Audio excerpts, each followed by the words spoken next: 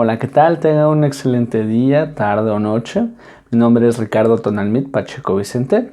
Soy estudiante de la Universidad Veracruzana, correspondiente a la experiencia educativa, títulos y operaciones de crédito. En este momento, el propósito de mi mensaje es para exponerles un tema titulado Acciones de sociedades.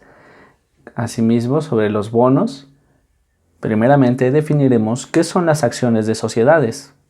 Según el autor Felipe Dávalos Mejía, nos dice que la acción de la sociedad anónima es principalmente de un título corporativo y de manera subsidiaria uno de crédito, porque si bien se creó para lo primero, es decir, un título corporativo, su diseño requirió adoptar algunas características típicas del segundo, que serían de crédito, a fin de cumplir con su función principal. Pero, a la luz de lo que es la Ley General de Sociedades Mercantiles, en su artículo 111 encontramos que las acciones en que se divide el capital social de una sociedad anónima están representadas por títulos nominativos que servirán para acreditar y transmitir la calidad y los derechos de socio, y se regirán por las disposiciones relativas a valores literales en lo que sea compatible con su naturaleza y no sea modificado por la presente ley. Como primer antecedente podemos remontarnos al año de 1384, que es justo la creación e incorporación de la primera sociedad anónima como centro de imputación jurídica independiente del derecho mercantil. Se trata nada más y nada menos que de la Compañía Pescadores de Londres, que constituyeron los comerciantes más importantes dedicados a ese ramo. Su capital no era precisamente en acciones, y sus actividades guardaban semejanza con las de un gremio formal. Consecutivamente, en el año de 1514, también en esa misma ciudad de Londres, se fundó la compañía Trinity House por parte de los boteros del Támesis, con el propósito de prestar servicios de transporte, mercancía en ese río. Tampoco emitieron sus acciones. Se distinguió por ser la primera sociedad mercantil cuyo objeto era prestar un servicio y no vender un producto. Consecutivamente, en 1519 se estableció la compañía inglesa Eastland, cuyo objetivo era comercializar los productos que adquirían en Escandinavia. Emitió por primera vez un título similar a lo que son hoy en día unas acciones, que representaba porcentaje de aportación y de utilidades por recibo, pero su estructura literal y jurídica no alcanzó la de una acción en términos propios aplicables a este preciso año. Otros ejemplos pueden ser la Real Compañía Fabricante de Muebles de la Corona en París, que fue realizada en 1667, la Compañía de la Bahía de Hudson en Londres en 1670, la Compañía Francesa del Senegal en 1671. Esas son miles de compañías posteriores que sentaron las bases del capitalismo que perduran hasta el siglo XXI. Desde 1610 se creó la acción, que es el mismo título que organiza nuestra Ley General de Sociedades Mercantiles. En ese excepcional punto de la historia es que el derecho mercantil, con un grupo de personas que invitaban a otras, aportaba una suma de dinero contra la expedición de títulos que le permitían obtener utilidades, retiro definitivo y, en su caso, de pérdidas idénticas al porcentaje que aportaron. ¿Por qué?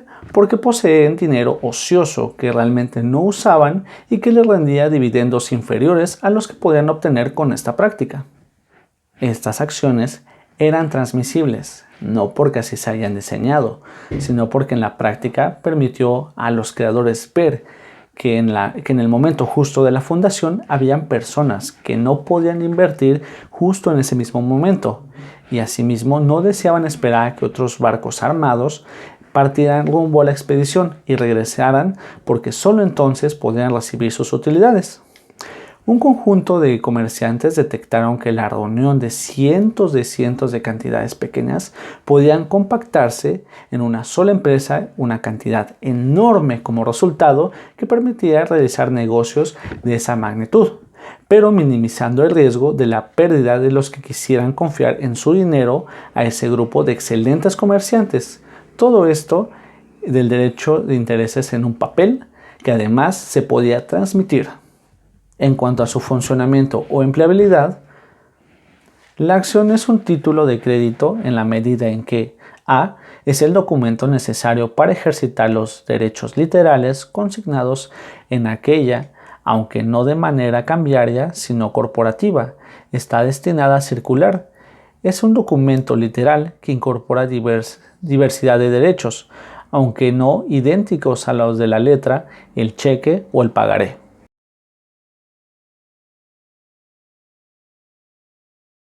Las acciones es y debe ser un título seriado, ya que al ser parte representativa del capital de una sociedad anónima, deben generarse en el mismo acto de emisión cuando menos 2 acciones, y este tipo de sociedades deben fundarse cuando menos precisamente con 2 personas.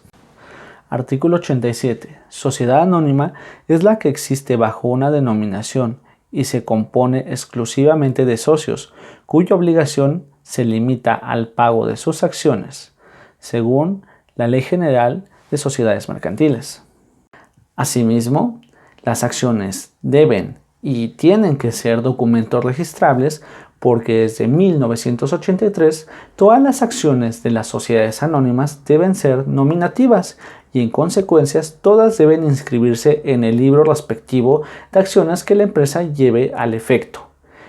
Indudablemente o evidentemente, la sociedad solo considerará socio a quien esté registrado en el libro correspondiente, ya sea con alguna de estas formatos de sociedades anónimas que pueden ser de manera sencillas o inclusive de manera más elaboradas donde viene a detalle cada una de las informaciones reglamentarias.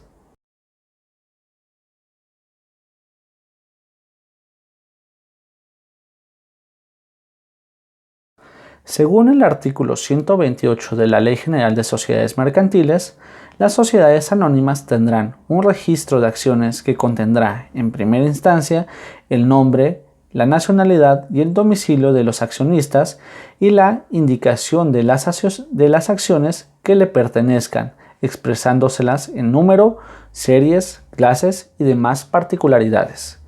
En segunda instancia, la indicación de la exhibición que se efectúen.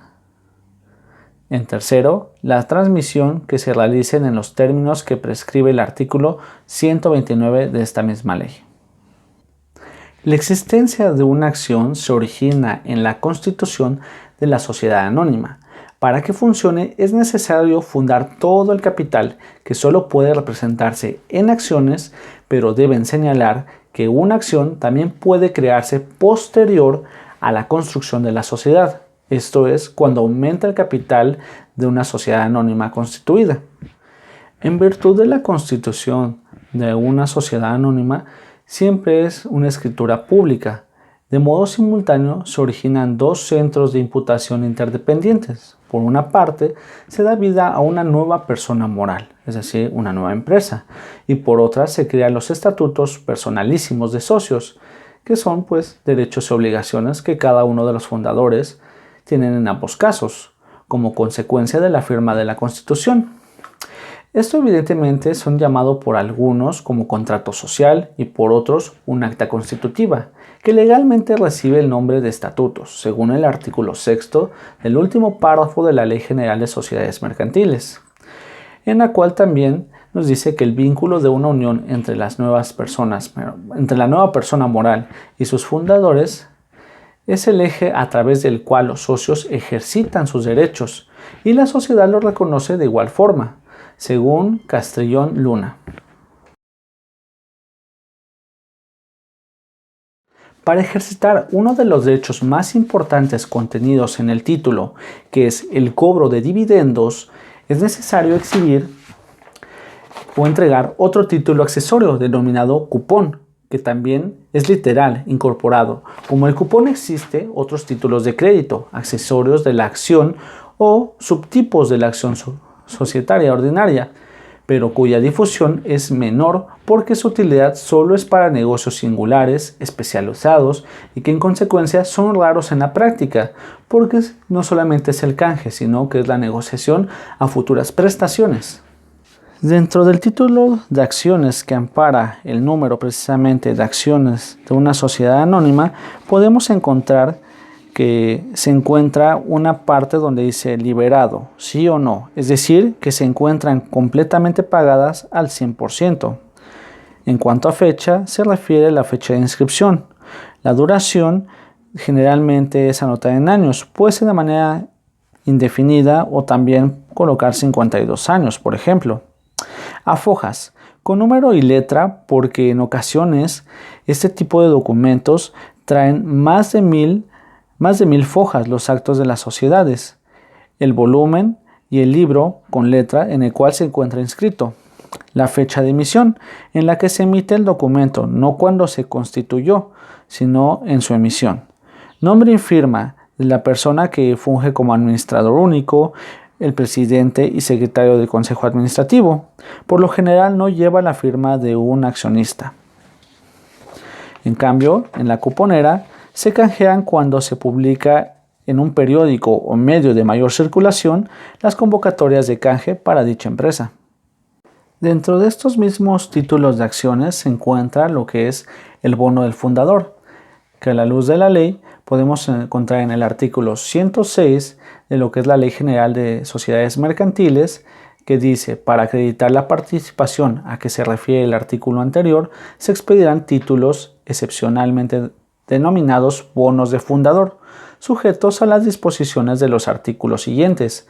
Artículo 107. Los bonos de fundador no se computarán en el capital social ni autorizan a sus tenedores para participar en él a la disolución de la sociedad, ni para intervenir en una administración. Solo confieren el derecho de percibir la participación de las utilidades que el bono exprese y por el tiempo que él mismo indique. Artículo 108. Los bonos de fundador deben contener lo que es el nombre, la nacionalidad, domicilio del fundador, la expresión bono y fundador con caracteres visibles y preferentemente en mayúsculas, la denominación, domicilio, duración, capital de la sociedad y fecha de constitución. En el cuarto encontramos el número ordinal del bono y la indicación del número total de los bonos emitidos. La participación que corresponde al bono de las utilidades en el tiempo durante el cual debe ser pagado, que es el requisito número 5. El sexto es las indicaciones que conforme a la ley deben contener las acciones por las que hace a la nacionalidad cualquier adquiriente del bono, la firma autógrafa de los administradores que deben suscribir el documento conforme a los estatutos. Esto, repito, de la Ley General de Sociedades Mercantiles. Continuando con lo que es el bono de fundador, podemos encontrar que tiene ciertas características particulares, en el cual tiene un número de serie. Dependiendo de lo que es el total de bonos, depende del monto de las utilidades. Un solo bono por socio fundador, para no arriesgar las utilidades que pudiesen encontrarse. La fecha en la que se suscribe, se pone por lo general los cupones a reverso. Dice, en los bonos que tiene lleva la misma sucesión de números que llevan las acciones. Los elementos que participan en las relaciones jurídicas establecidas por la creación de la sociedad corresponden a dos categorías. La primera, la sociedad, que es la emisora de la acción, es decir, la suscriptora o quien suscribe, por tanto la deudora de los derechos literales consignados. Y en segunda instancia, los socios, que por definición legal deben ser más de dos, que en función del título son los acreedores de la sociedad, después de la emisión de las obligaciones de la sociedad que las puso a circular, actúa ante sus acreedores, con el carácter de una deudora activa, pues la aplicación del dinero captado y del curso de sus actividades generales los realiza estrictamente el arbitrio y juicio de sus administradores, dirigentes, y sus únicas limitaciones son las que contenga el acta de constitución o acta constitutiva. Por el contrario, después de la emisión de acciones que dio origen a la nueva sociedad, la sociedad anónima actúa respecto a sus socios como una deudora no solo pasiva, sino activa, ya que en el cumplimiento de sus obligaciones lo realiza debido al sometimiento y a la obediencia que existe de ella hacia sus acreedores constituidos por la Asamblea. Esto según a lo que dice Castrillo y Luna. Dicho de otra forma, Esta anónima se crea gracias a la persona a quien quedó sometida y a las que precisa le debe derechos incorporados en la acción. En virtud de la acción, precisamente los accionistas tienen acceso tanto a los derechos contemplados por la Ley General de Sociedades Mercantiles como a los que establezcan los estatutos de cada sociedad. Estos derechos son los siguientes. Primeramente, un voto por acción en los recuentos y en las votaciones para la toma de resoluciones en las asambleas. 2. A los dividendos por distribución de utilidades netas repartibles que pueden cobrarse al cierre de cada ejercicio social o antes si se entregan anticipos. En ambos casos, siempre que hayan utilidades, pero no hay obligación de pagarlos enseguida de que los apruebe la asamblea, sino que puede ser en cualquier otra fecha. De manera continua, a la integración del valor nominal de cada acción y del remanente del haber social en apropiación del importe exhibido por el socio en el momento de la liquidación, al derecho de tanto en la suscripción de nuevas acciones solo en el aumento de capital. Esto correspondiente al artículo 132 de esta misma ley de sociedades mercantiles. Pero ojo, es muy importante destacar que contra todo lo que piensa cualquier empresario que carece de esta información, los socios de de esta sociedad anónima no cuentan con derecho de tanto en la compra de acciones que vendan los otros socios, los que se entiende en la medida en que se trata de una sociedad precisamente anónima, en la que la persona carece de importancia y la trascendencia es únicamente el capital. Continuando con la estimación número 5, el cobro del derecho o cuota de retiro que tiene cada socio cuando votó en contra de la resolución adoptada por la asamblea. Por último, el valor de venta de cada acción. Cuando el socio la vende a un tercero, quien por ello se convierte, una vez anotado el cambio de registro de acciones nominativas, en el socio con derecho a todo lo anterior. Debido a la fluctuación de capital, así mismo como las condiciones mundiales que puedan inferir acerca de estas empresas, es que el valor de las acciones no se puede dar de manera intrínseca, sino relativo. Por tanto, es susceptible de presentar en el contrato un valor diferente del literal, si así es pactado en la compraventa.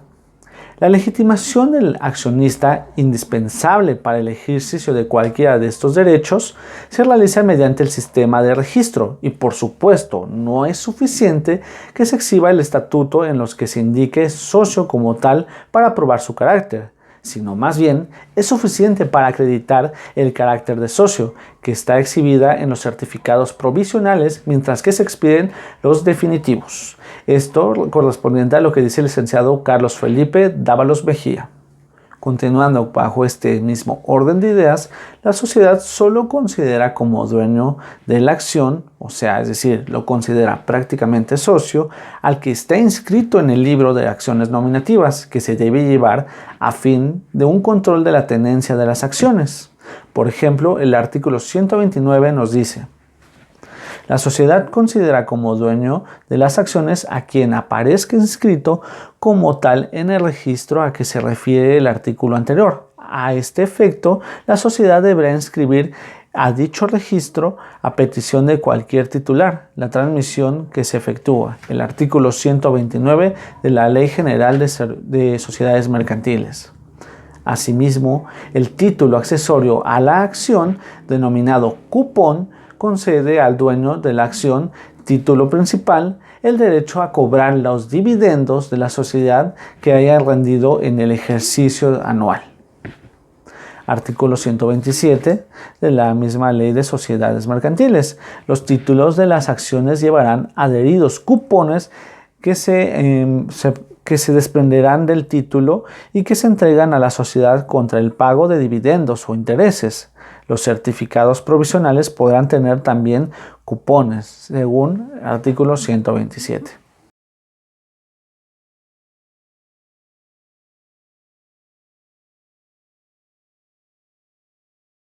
Por consecuente, el capital de la sociedad anónima representa el monto de la inversión permanente de los que intervienen en ella, independientemente si son dos o más de dos, que se divide en las acciones que constituyen en una parte proporcional del capital y dan al accionista diferentes derechos patrimoniales, incluidos de cobrar a la sociedad los rendimientos de su inversión, denominados dividendos.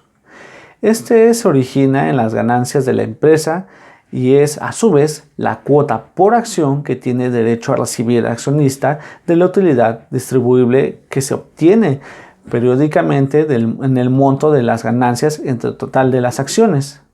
Y si por cualquier motivo esta acción se encuentra embargada y endosada en prenda, el depositario, es decir, el endosatario, quien posee el derecho de cobro de los dividendos, esto es por la naturaleza misma del embargo, que está destinada a garantizar el cumplimiento de la prestación.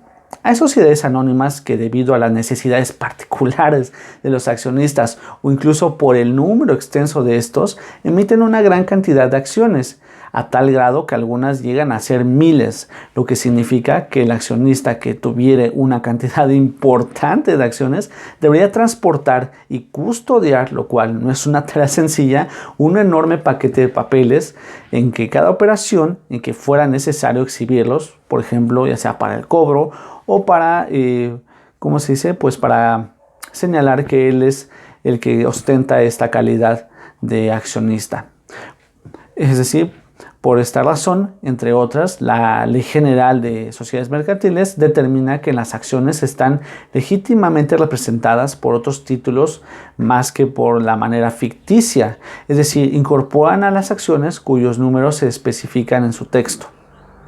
Esto se puede ejemplificar en el artículo 111 de esta misma ley de sociedades mercantiles, donde dice a la luz: las acciones en que se divide el capital social de una sociedad anónima estarán representadas por títulos nominativos que servirán para acreditar y transmitir la calidad y los derechos de socio, y se regirán por las disposiciones relativas a valores literales en los que sea compatible con su naturaleza y sea modificado por la presente ley. Esto corresponde a lo que es la clasificación de títulos representativos de otros títulos, según Barrera-Graf. Pensado en otro tiempo, esta misma ley permite que a partir de la constitución o modificación se expandan, manejen títulos provisionales que representan las acciones y que deben canjearse por los títulos definitivos en un momento oportuno. Es decir, no durante ese mismo año contado a partir de que éstas ocurran. ¿Por qué? Porque en la antigüedad muchas de estas impresiones, para evitar su falsificación, robo y pues asimismo cualquier otro delito correspondiente a estas mismas acciones, se necesitaba de sellos, de papeles, particularidades muy específicas para poder garantizar el debido uso que se le da.